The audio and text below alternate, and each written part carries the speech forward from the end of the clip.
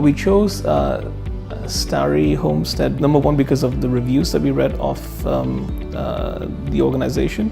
And through our first meeting, we felt that the experience we will get with Starry was going to be positive.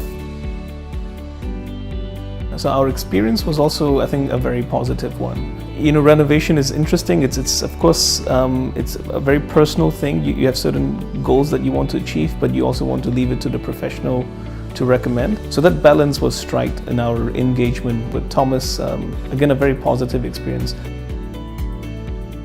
I think renovations can never go perfectly right. I mean, building anything cannot be perfectly done. But again, I think Thomas took care of all these things. We didn't feel we had to be the project management responsible.